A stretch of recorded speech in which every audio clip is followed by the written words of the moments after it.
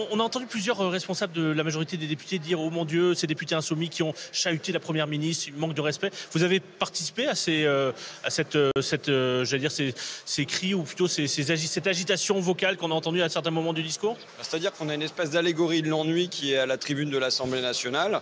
Je pense que ma fille met plus de ton, je l'espère du moins, quand elle récite sa poésie en classe. Demain des lobes à l'heure blanche de la campagne. Je pense qu'elle le fait avec plus de ton que la Première ministre quand elle décline sans passion son programme d'action pour la France. Donc face à ça, c'est même pas de la langue de bois, parce que vous savez, la langue de bois, vous avez quelque chose à quoi vous pouvez vous heurter. Là, on a plutôt une langue chloroforme qui fait que ça vous endort à l'intérieur, et quand même, il faut se réveiller soi-même. Parce qu'en fait, sous le chloroforme de la langue, il y a quelque chose qui est d'une grande violence. C'est quoi? C'est qu'on est dans un temps de gavage inconnu jusqu'ici dans notre pays.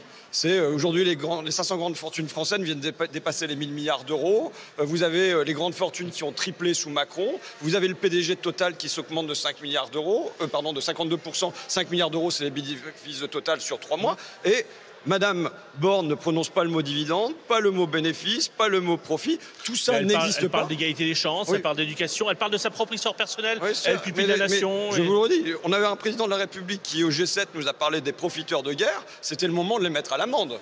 C'était le moment de nous dire comment ces profiteurs de guerre, qu'ils soient de l'industrie pharmaceutique, de la grande distribution pour la crise du Covid, là de l'énergie, avec Engie ou avec Total, on allait les faire payer pour enfin donner autre chose que des miettes. Ça viendra plus tard. Non, c'est dans pas ça. Dans l'immédiat, quand elle a parlé de la nationalisation d'EDF.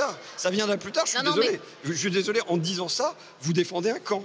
Je ne défends rien du tout, je dis il précisera plus tard. Pourquoi ça viendra plus tard? Pour avancer un peu, est-ce qu'on peut parler sur la nationalisation d'EDF? Parce que c'était intéressant, on était avec M. Roussel avant vous, qui disait ça va dans le bon sens et nous voterons pour, les communistes. Est-ce que vous voterez pour également? On verra ce qu'il y a dans le texte, on verra si c'est une nationalisation des pertes quand il y a eu une privatisation des profits. Et donc vous n'excluez pas? On verra ce qu'il y a dans le texte, on verra ce qu'il y a dans le texte, on verra dans quel but c'est fait. Mais je vous le redis, sur ce qui concerne pour l'essentiel aujourd'hui les Français, c'est quoi? C'est est-ce qu'ils vont pouvoir faire le plein de leur voiture? Est-ce qu'ils vont pouvoir remplir leur frigo? Et là-dessus, ce que propose Madame Borne, ce sont des miettes. Ce qu'elle ne propose, ce sont que des miettes. Elle ne propose même pas que les salaires des Français augmentent en proportion de l'inflation. C'est-à-dire que là, on va avoir une inflation qui va galoper à 5, 6, 7%. Eh ben, c'est ça qui va être perdu par les Français. Et ce qu'elle vient juste dire, c'est on va toujours accorder qu'il y ait 11 centimes ou 15 centimes ou 18 centimes qui diminuent par litre d'essence. Monsieur Ruffin, ce qui est frappant quand je vous écoute, c'est que vous parlez de la vie quotidienne des Français.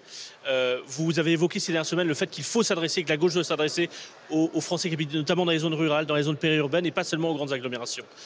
Avoir des débats sur Elisabeth Borne est légitime, pour reprendre un mot utilisé par des insoumis, en disant il faut un vote de confiance. S'il n'y a pas de vote de confiance, il faut une motion de censure. Est-ce que ces débats, ces questions de technique parlementaire, qui peuvent avoir un intérêt, néanmoins, sont les préoccupations principales des Français en ce moment? On voit bien que vous soulignez plutôt les questions qui concernent la vie quotidienne des Français. Oui, mais ceci dit, il y a un vote de confiance à avoir sur est-ce qu'elle répond à l'urgence. Vous voyez, j'ai une personne, Olivier, ce matin, qui travaille quoi? Qui fabrique notre pain, nos croissants, nos brioches, dans une usine qui prépare les poudres pour Pasquier et compagnie. Donc ma fille est fan de brioches tressées, voilà. Il travaille pour elle, il se lève la nuit. Il termine à 2 h du matin. Il sait qu'il ne peut pas faire vivre sa famille avec ce salaire-là, tout en se couchant tard le soir, en travaillant la nuit. Résultat, il aligne derrière un autre boulot avec Uber. Est-ce que c'est normal que dans notre pays, des gens qui travaillent ne puissent pas vivre dignement de leur salaire? Tout ça est à relier à la question politique, parce que est-ce qu'on a un gouvernement qui mérite la confiance des Français, qui va tout faire pour qu'il y ait de la justice sociale dans ce pays, qui va tout faire pour que dans son entreprise à Olivier, qui se porte bien, les profits de l'entreprise soient reversés pour les salaires. Là, ce que nous dit le gouvernement, ce que nous dit Elisabeth Borne, c'est les entreprises qui font des bénéfices, ça serait bien qu'elles reversent. Mais non, si on ne dit pas à une entreprise reverser, elle ne va pas le faire. Donc il doit y avoir une obligation, il doit y avoir une exigence de justice sociale, pas simplement pour demander une chose qui franchement n'est pas révolutionnaire, franchement une chose qui apparaît comme évidente à tout le monde, c'est que les gens qui travaillent doivent pouvoir vivre de leur travail et aussi partir en vacances. Regardez le nombre de personnes dans votre entourage, enfin je ne sais pas dans le vôtre, mais en tout cas dans le mien, qui me disent cet été je ne partirai pas en vacances. Parce que j'ai même plus les moyens d'aller au camping. C'est pour ça que je soulignais qu'on a eu tout à l'heure Jean-Luc Mélenchon en direct. Ce ne sont pas ces sujets-là qu'il a souhaité mettre en avant après le discours d'Elisabeth Borne, mais des questions notamment sur la légitimité de son gouvernement et l'intérêt de la motion de censure. Mais les deux se rejoignent, vous savez, vous avez un déni commun. Le mot qui pourrait être, c'est Madame la Marquise. Pour Madame la Marquise, tout va très bien. Il y a un déni de l'urgence sociale.